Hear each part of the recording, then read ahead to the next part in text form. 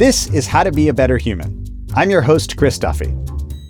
I live in a big city right now, and I grew up in an even bigger city. So for most of my life, when I've gone outside at night and looked up at the sky, I haven't seen much. A few of the very brightest stars maybe might poke through, or maybe I'd see the lights of a plane taking off or a very bright satellite. But the only times that I've gotten to see the full glory of the night sky have been when I have been out camping or when I've been visiting a friend who lives in a rural area.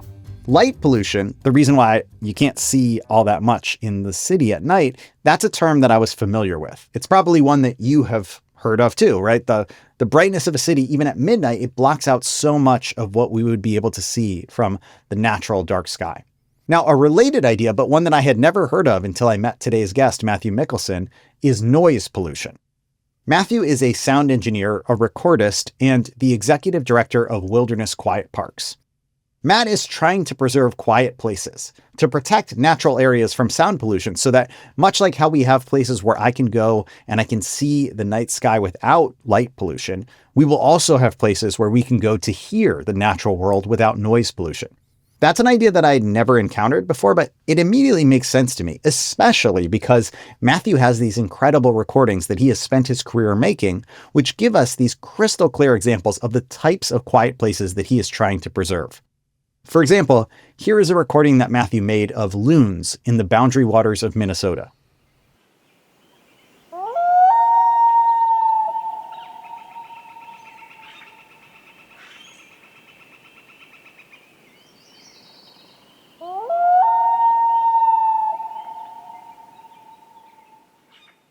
Or here are frogs in the Amazon.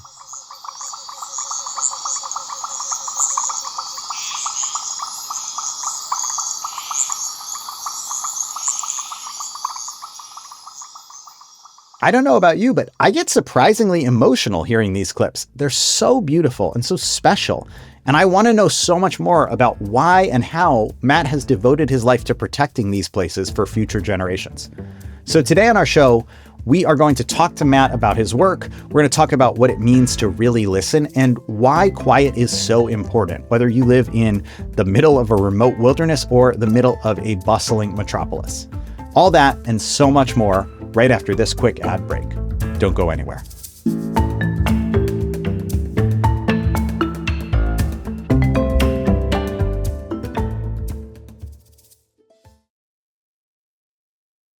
And we are back. We're talking today with Matthew Mikkelsen about his work with Quiet Parks International, about his career recording sounds in nature, and why he thinks it's so important to have places where we can experience true quiet and really listen. Hi, my name is Matt Mikkelsen. I'm a field recordist and a sound designer, and I study quiet. So the first question I have for you is, I feel like it's actually maybe almost a philosophical one, but what is the difference between quiet and silence? Oof, such a good starting point. It's something I like to establish kind of early. If we talk about silence, I think we're talking about a physical condition.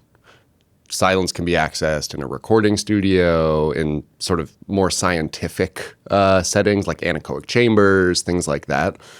Silence is like a lack of sound pressure. Quiet is a feeling. A space can be quiet, but when I talk about quiet spaces, I'm not necessarily talking about silent spaces. The Amazon jungle is a quiet space. It doesn't have a lot of noise pollution. It feels very quiet in the soul, but it's certainly not silent. It's cacophonous and roaring and loud. And when you start to tease out those things, it becomes really interesting. Like, what is quiet? What is silence? What is noise? What is sound? These are all questions I spend a lot of time thinking and talking about. And how did you get started thinking and talking about these questions? Why did that speak to you? I wanted to be a professional drummer. That was like my first sort of thought of a career. I quickly realized I wasn't good enough to make that happen at the level that I needed to. So I got into sound engineering and recording music.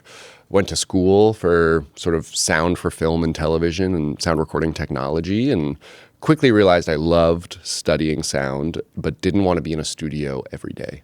I just loved being outside way too much for that. So I tried to figure out a way to like merge that love I had of sound and recording technology and the sort of love I had for nature and the very much like ramping up of talking about climate change and conservation and these things. And I heard about a man by the name of Gordon Hempton, who, if you don't know about Gordon, he is worth a Google. And he sort of helped really bring to light this field of nature sound recording and acoustic ecology and talking about quiet and why it's going extinct and why we need to sort of work to save it. And I just fell in love with the craft and the discipline and the thinking. And yeah, that's sort of how I ended up down this path. It was a podcast I heard him on, actually, and with Krista Tippett. Yeah, it was an On Being episode.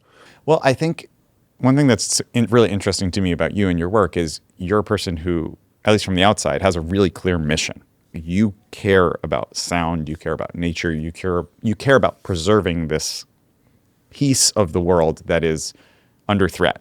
And one thing that I think is interesting about that as a particular mission is that it's a loss that I think a lot of people wouldn't be able to put their finger on exactly, even though they might feel it really acutely. Like, oh, something is different about the world, but I don't know what it is. It's such a good point. Quiet is one of those things that, yeah, we don't necessarily, the average person doesn't like actively think about how quiet their environment is or how quiet they feel. And that makes it sort of a difficult resource to try and protect when, you know, like if I contaminate your drinking water, it's going to be really visceral and really in your face and you're going to see it every time you pour a glass of water. Quiet sort of ties together a lot of these concepts of like, what rights do we have as humans to live in a world that isn't like assaulting our senses, I think.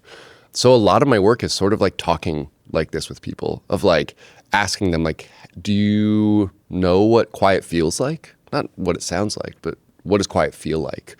And then sort of asking them like, what places make you feel quiet? Or bringing them into quiet and saying like, how do you feel? And 100% of the time when I bring someone to quiet, they no longer ask why it's important to protect. It becomes very self-evident. And those of us who are lucky enough to experience quiet or live in quiet or spend any amount of time in quiet, it becomes like a non-negotiable sort of part of your being. You need it to sort of function and to feel good. And that doesn't mean you like have to take a weekly hike to a wilderness area, but like finding your quiet is a really important thing, especially given like everything that's happening in the world. And you can find your quiet in a lot of different ways. And my goal is to like provide spaces for people that allow them to feel quiet and access that feeling so they can kind of feel restored and recharged. Yeah, I'm talking like pretty like high level sort of spiritual, or I hate to throw around the word spiritual, but that's like sort of like high level stuff. There's a very ecological reason why we should protect quiet as well. Like natural, like natural communication between species is like interrupted by noise pollution. It, you know, impacts an ability of any sort of animal that uses vocal communication or vibrational energy to communicate. So we need to protect that stuff. There's lots of studies that show, okay, like owls can't hunt as far with noise pollution, and different reptiles are affected and things like this. Noise is bad for the environment from a sort of ecological perspective. Noise is bad for humans. Like, we are subjected to unhealthy levels of noise almost every day. We sleep in unhealthy environments that are above the threshold we should be in. We're subjected to noise that's so loud it's like causing us all to go deaf. It raises our stress hormones. It causes cardiovascular implications. Sorry, there's a relationship between increased stress levels and cardiovascular implications. There's a reason things like OSHA exist. People need to wear hearing protection. So there's all that stuff. Like, noise is bad for us. Quiet is good for us. And I always love to like sort of question, like, quiet means a lot of different things to a lot of different people. You can feel that quieting by meditating or going to church. You can also feel quiet by like knitting or sewing. I ride a motorcycle. It makes me feel quiet. Like, it's really interesting how quiet shows up in our lives. And I think we all should like be asking ourselves, what makes me feel quiet? And do that thing. Like, you deserve it, you know? Okay, well, let me ask. I'm going to turn those two questions around right back on you. So what makes you feel quiet? Apparently, riding your motorcycle is one thing. That's always like the fun extreme example I give. What makes you feel quiet? And then where is quiet for you? Where is a place that's quiet? There's a lot of things that make me feel quiet. I think when you start to question how quiet plays a role in your life, it becomes a little bit easier to access. So I can find quiet when I'm like people watching on a park bench outside the Vancouver Convention Center, even though there's seaplanes and things happening. But I love things that bring me joy and like bring me quiet is like, yeah, like hiking and, the usual sort of nature-y things in quiet places, of course.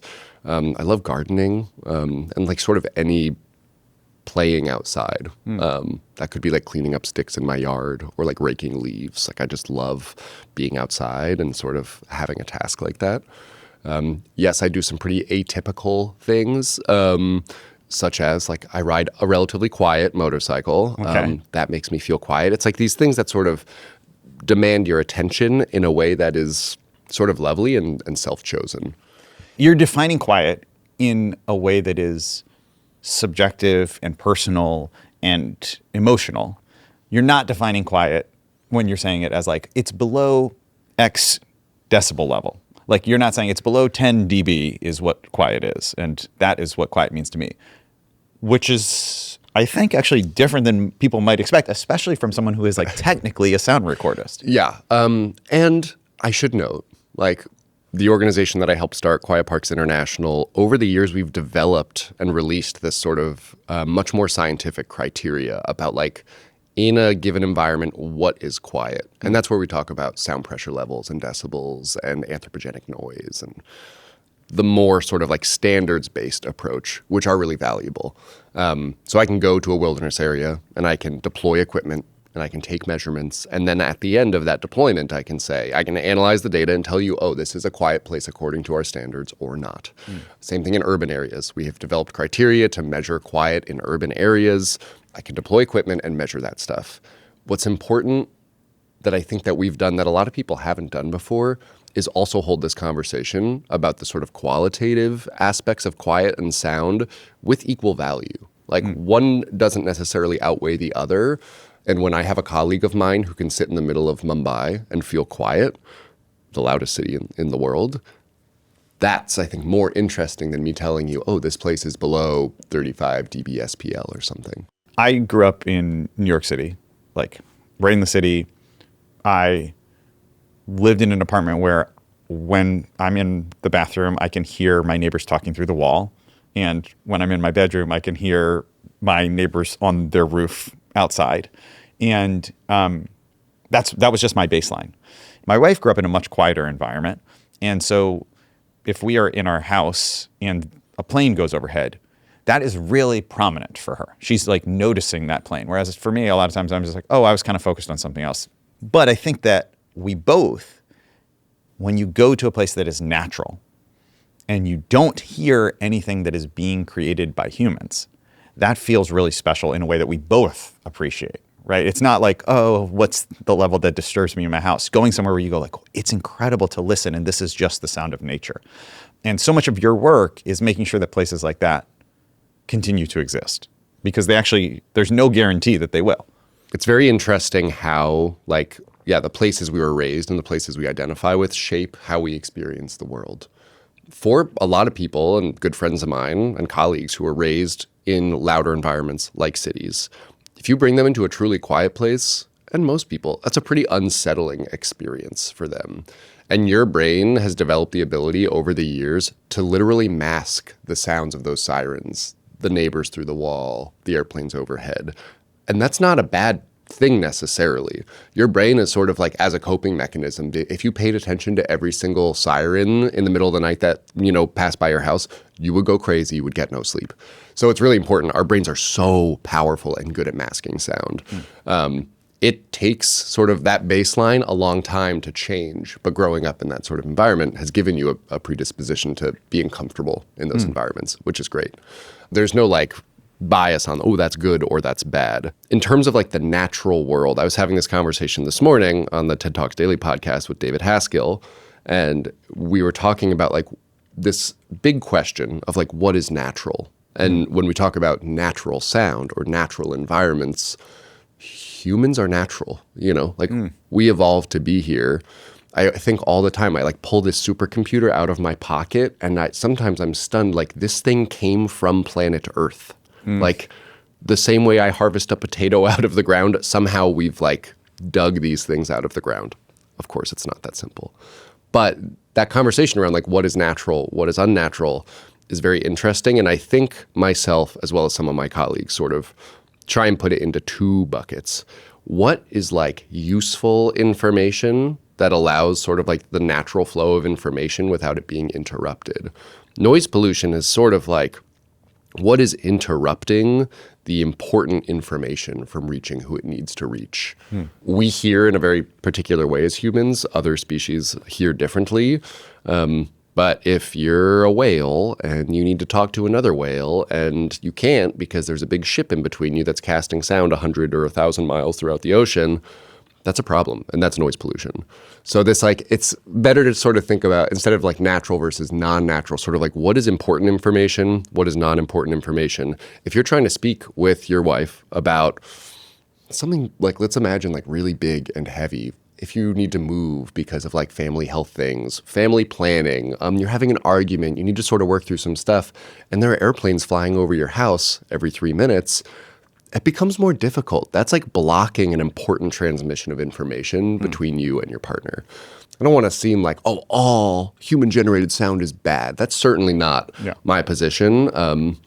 But it's important to think about like, what does this sound sort of do to us and from a communication standpoint? Yeah, I mean, I'm very ready to accept that it's not like a binary of human sound is bad and natural sound is good. And that it's maybe more of a spectrum here. Okay. But like, I think we can all, at least I feel confident in saying that some human sound is bad. Like if you go hiking and you're in the woods and then a person behind you has their Bluetooth speaker with "Who Let the Dogs Out," you're like, this has changed the experience for the negative. Clearly. I would prefer to not hear the Baja Men on this hike. And that's nothing against the Baja Men. That's just, this is not the space for them. Absolutely. There's a time and a place for everything. I feel this way about like, even I do a lot of talking with folks who live in like sort of military testing areas where they're flying fighter jets around and over national parks and stuff like that. And it's like, there's a time and a place to sort of like fly fighter jets. And that's important, you know, and it's important to recognize. And like maybe sensitive wilderness areas aren't one of those places. Same thing with the Bluetooth speaker. It's like, I love listening to Who Let the Dogs Out. You know what I mean? And that is a really cool fact to know about you, actually. And when I'm on a hike and, you know, put in headphones, whatever, if that's what you want to listen to on a hike, we could have a different conversation around awareness and all these things. But if that's what floats your boat, do it, but sort of be cognizant of how other people are experiencing an area. So yeah. Well, I feel like that actually really perfectly leads into talking about Quiet Parks International. So can you tell us a little bit about like the mission and how it started and what the work that you do is to actually preserve that? So along with some other really amazing colleagues and sort of change makers in the space, we started Quiet Parks International officially in 2019. It was kind of a spinoff of some other nonprofits that we were working on at the time. And we decided, okay, let's like kind of collect all these things, take this global. The mission is like relatively simple, which is just to like save quiet for the benefit of all life. And we're currently in this conversation sort of dissecting what that means. And we have like done some really amazing work with all volunteers, sort of. There's no one who is like paid, who holds paid positions in our organization. Because people, what we found in running some of these other organizations is like people all over the world know and care about quiet. And no one was sort of like bringing all these people together under the same umbrella to have the conversation.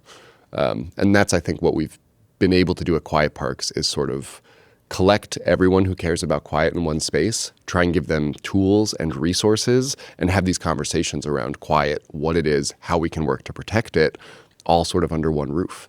A metaphorical roof. We have no location. We are spread out all over the world.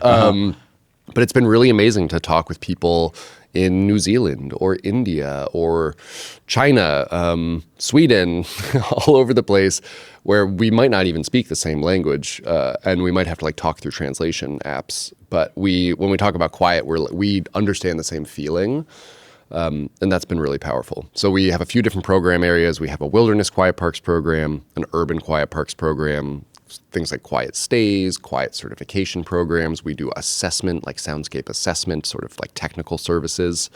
And we have sort of criteria for each of those program areas that we've developed with some really amazing people in the field to say in each of those contexts, like in a national park or in a wilderness area, what is quiet? In an urban area, in a city, what is quiet? Obviously, they're different. and they should both be recognized. So we've sort of been able to not only figure out some of the data, both quantitative and qualitative, that should qualify a quiet park in our mind, but also where those places are. So we have sort of crowdsourced suggestions from people from all over the world of where are these quiet places, and started to dig into them and figure out, okay, how do we work to protect them? Are they quiet in the first place? And if they are, how do we sort of empower local communities to steward this resource that we didn't even really realize we were losing until pretty recently, but people care deeply about? We're going to take a quick break, and then we will be right back.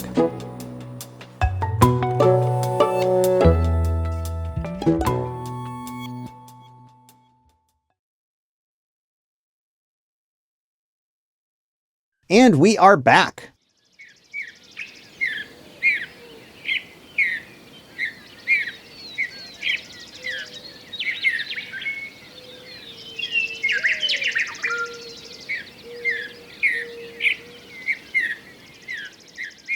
Okay, that sound that you were just hearing, that was a recording that Matt made of birds at dawn, and that was made on the American Prairie Reserve in Montana.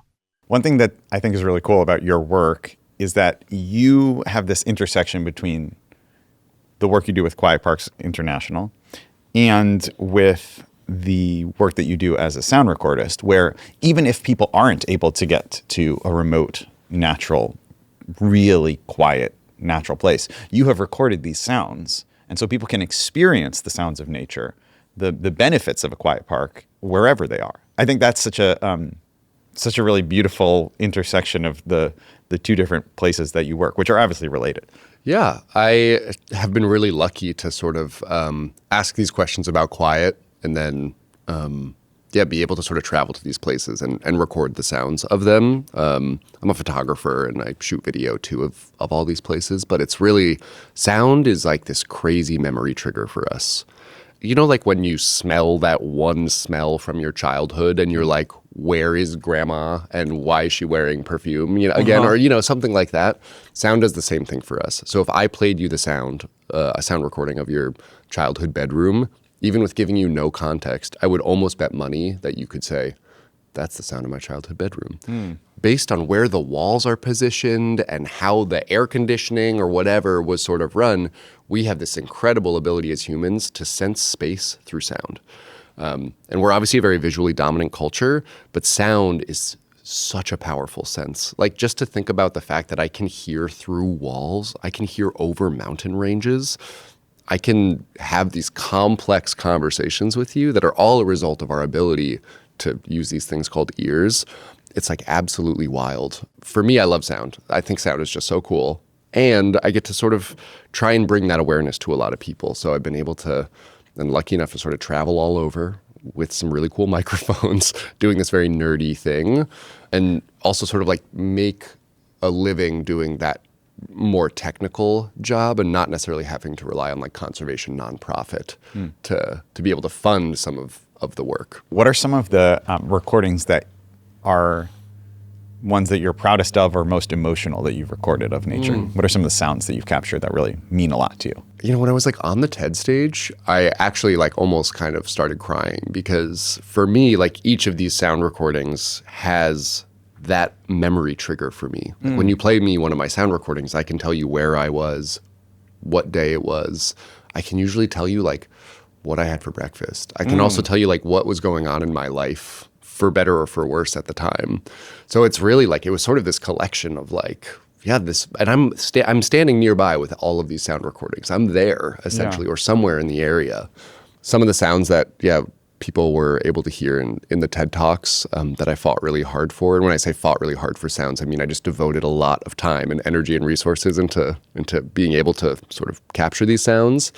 Was especially this one pack of coyotes in Yellowstone. I lived in Jackson Hole for a few years, and for like 2 weeks throughout a winter, I was like tracking this coyote pack every night. And I really wanted this like epic coyote recording. My mentor had this coyote recording that everyone would talk about, and it was kind of COVID times, and venturing off into the woods alone in the middle of winter seemed like a good way to pass my time. So and on sort of the last night of my trip, I was able to witnessed that beautiful coyote chorus that was sort of echoing all around the valley.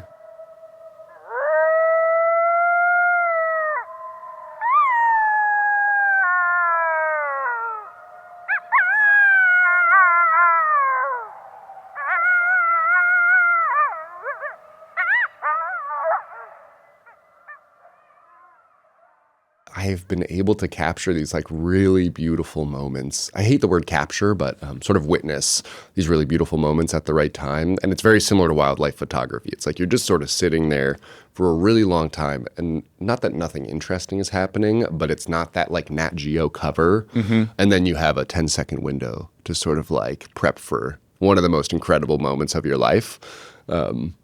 Yeah, I've captured some really interesting moments of my life. I have a sound recording of myself getting struck by lightning. Whoa, okay, you've been struck by lightning.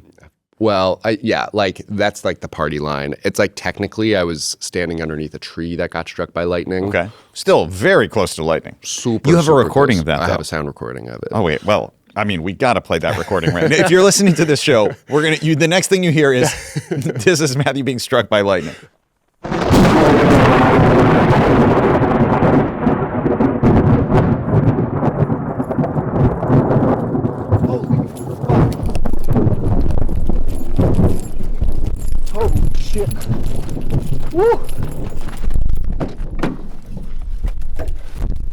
Yeah, and those are like moments like not many people have detailed like high fidelity sound recordings of their nearest death experience. But that's why sound is so cool. It's like it used to be a really traumatic recording for me to listen to. I had PTSD after that happened. I like couldn't look at puffy clouds without going into a panic mode. And now I've listened to that recording enough where I can laugh about it, and it's a really great party story. When you relate to the world through a craft and you kind of bring that with you everywhere you go, I've been able to record some really interesting and cool stuff, most of which no one will ever hear, you know. What do you find of the sounds you record? What do you find resonates the most with people? And what are you surprised by that people don't seem to connect with as much that you wish they would? People connect with the sounds that they're like nostalgic for most. Those are like the most emotional sounds that people sort of feel. And I've talked to some researchers who say that like nostalgia is the number one factor in determining whether or not someone will be inspired by a sound, scared of a sound.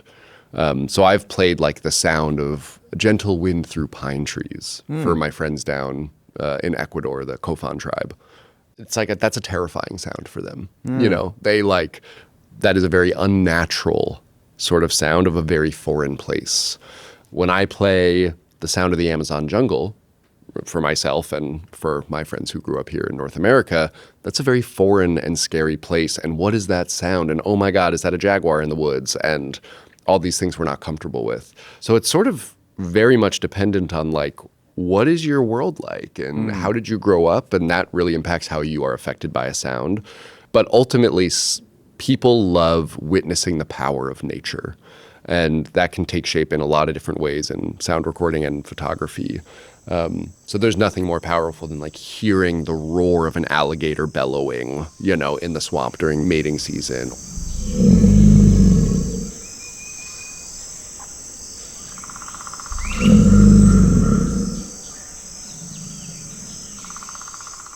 Or howler monkeys in Costa Rica, like communicating across valleys.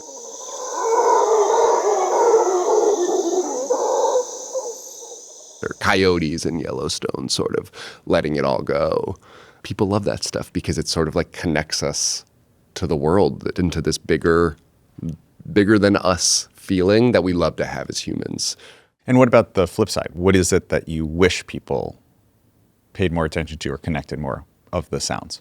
I wish we didn't need the like really epic sort of, I mean, with our exposure to so much media, so much great media too. I'm not just talking about sort of the bad stuff. I'm saying like these wonderful, you know, Planet Earth, Nat Geo sort of things. We have seen as humans amazing things from all over the planet and off of our planet too. But I think what it ends up doing is like makes us appreciate less sort of like the daily wonder of what it's like to be able to listen or to be able to like see you, you know?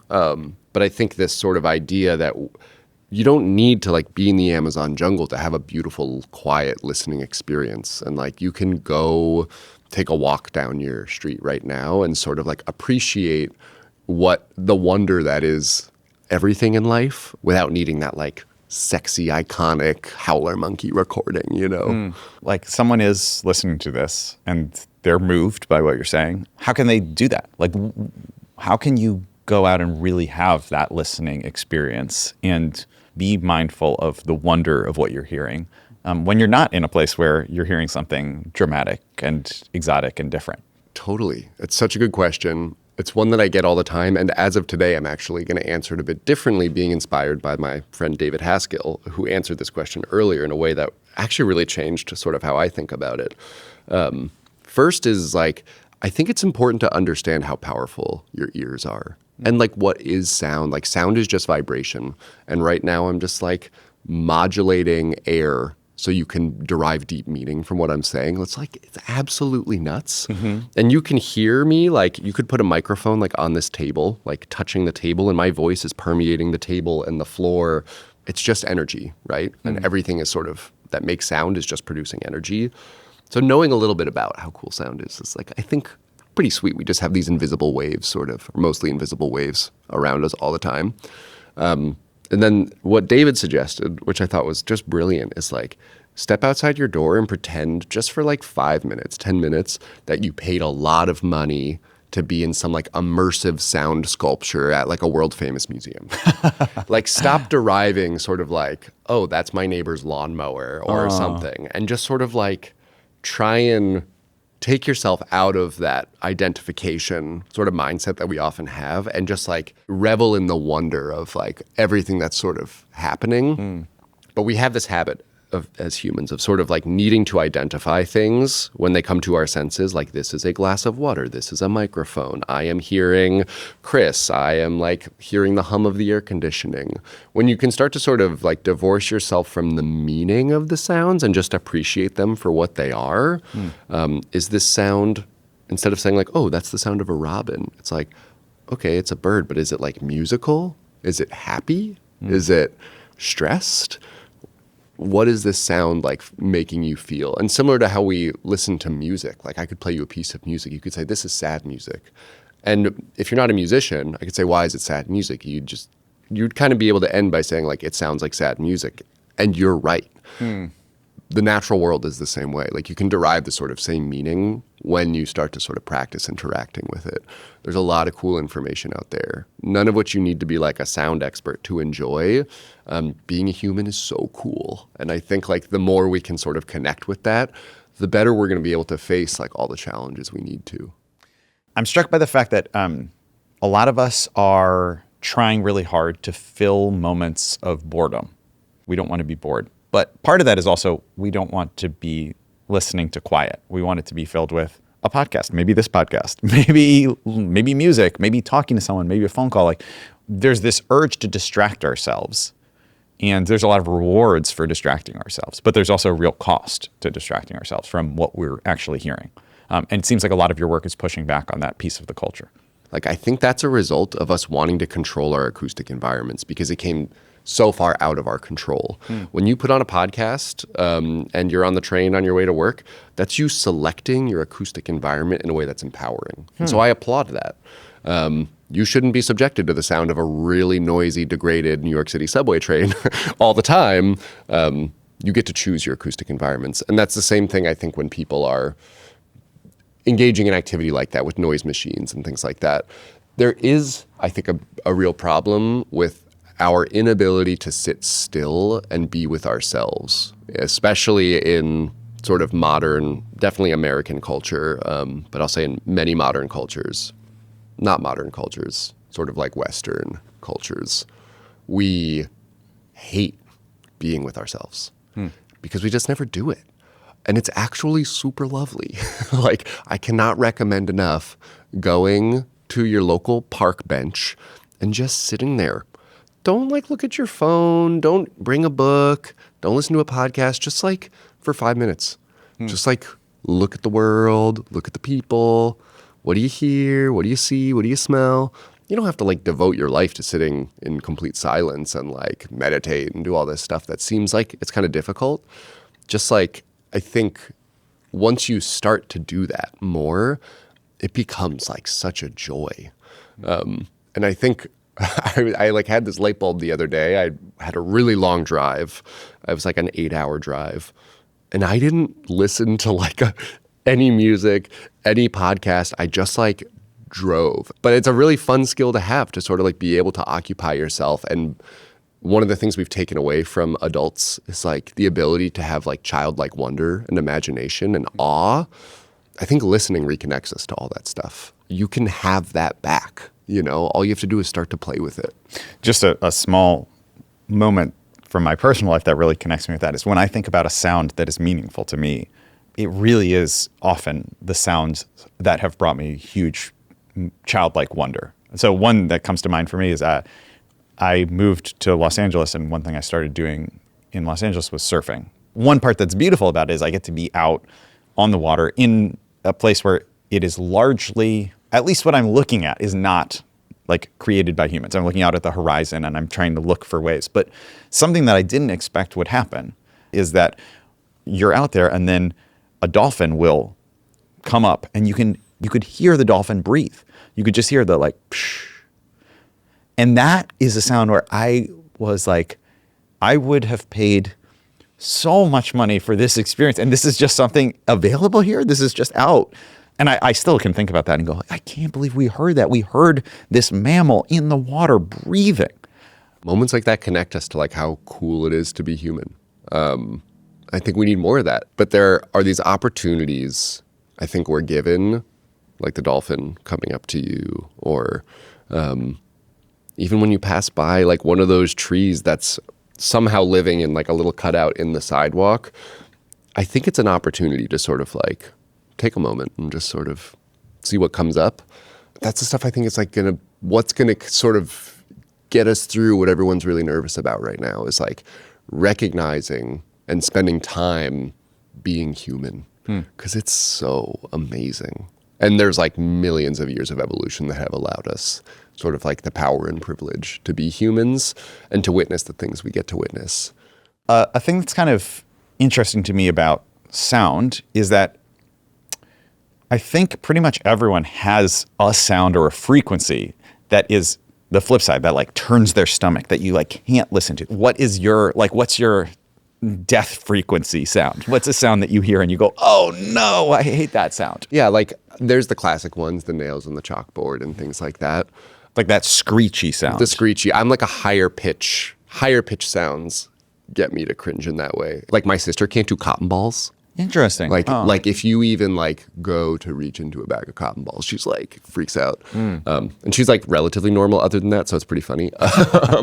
So yeah, I'm lucky I don't have a ton of sort of cringe noises, because I like a big part of my job is I like edit sound. It'd be really inconvenient if I was overly sensitive to like pencil erasers or, writing on chalkboards even or something. You've done a lot of interviews. I'm positive one of the most common questions that people ask you is like, what's your favorite sound?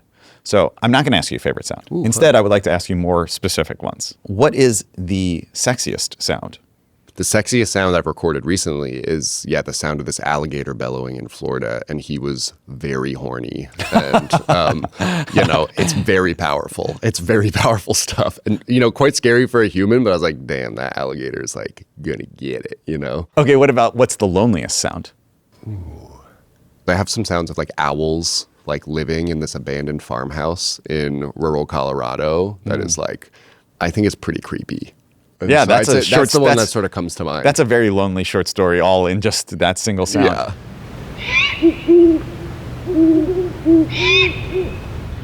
What is the happiest sound? I have recordings of like my grandmother before she passed that like I hear her laugh and something like that, or hearing recordings of my wife sort of like with me. She comes on trips with me and helps me sometimes, and hearing sort of just like our back and forth or our banter, her voice, recordings of my mom or dad and my sister. It's like those are things that trigger like really deep sort of emotional reactions for me. So those are sort of the happiest, like more human sounds. Those coyotes I talked about before in Yellowstone, those are some happy ass coyotes. You could just tell. I don't know what was going on. I don't want to anthropomorphize too much the coyotes, but when I was listening to them, I was like, whatever just happened was good. What is the scariest sound? Getting struck by lightning was probably my scariest life moment of all time. You can hear right before the like boom, you can actually hear the lightning touch the tree. Like the light travels faster than the sound. So even though the thunder is coming from the cloud, you can actually hear the lightning bolt hit the tree first. It's like, thing. It's like a tinking sound. And every time I hear that, I'm sort of shitting my pants. Yeah. Sorry. Yeah. Can I curse on this? Yes, absolutely. So sorry. No, that's totally fine. and very understandable. Yeah. And Okay, relatable. only when it comes to lightning, I just start yeah. cursing. Yeah. That's our special allowance. No, you're allowed to. And then what's the most meaningful sound? I don't know if I sort of have a like top most meaningful sound necessarily.